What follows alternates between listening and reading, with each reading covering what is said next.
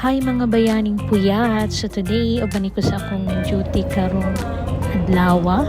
Pero actually, kana pa uli nagid ko ana kay wala man ko naka-video kay syempre kabalo naman mo sa BPO no bawal ang malit. Niya 59ers pa jud ta na pagkababae, di perti na akong dali-dali wala na jud ko naka-video. Pero mao lagi to palakaw na ko ana no, padung na ko dito sa may elevator.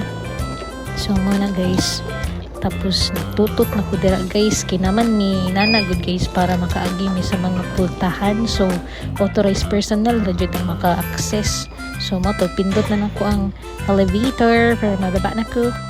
Nya wal gahulat ko sa elevator pa-cute-cute sa ko gamay kay syempre sayang man pud ang ka-cute nato dira. Ay so mo to naabo na open ang elevator, sulod na ko tapos pislit dayon ako ang upper ground para di ko masaag.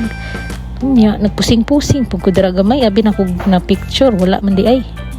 So mao to pababa na ko ana nya kay open na elevator. So gawas na ko ana kagawas na ko sa building ana nya kay nakakita mo ko sa dalan og hotcake di din palit lang sa ko hotcake pang timo-timo ba.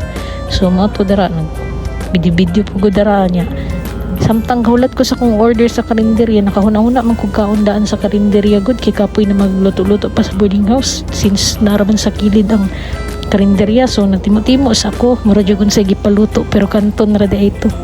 So mo to nabot na akong gipaluto sa karinderya no na kaning kanton aton kanton sa takaron kay grabe na jud ang gasto sa dako manggod kay kog bayro nun sa eskwelahan pa guys. So pizza de peligro na gid kayo sa moto kaon sa ko diri kanton parisan dayog ko sold na moto lami kay kung kaon dara ayo na lang niyo i-mind akong nawong guys naunaan na lang ninyo na nalamian ko gayo sa kanton nya ba ko man og kaon di sakay na dayon ko diretso og jeep kay kapoy man magbaktas pwede ra gud baktason akong boarding house nya kay perti mang inita ang kainit sa Davao maka labad gid kay sa ulo mo to medyo traffic gid po diriya sa Davao guys. So mo to ni baba na ko ana nya magbaklay pa ko ana pasulod kay pasulod pa man ang boarding house. So init kayo nya karon ni saka na ko ana pasaka sa boarding house karon ninyo makita guys unsa ka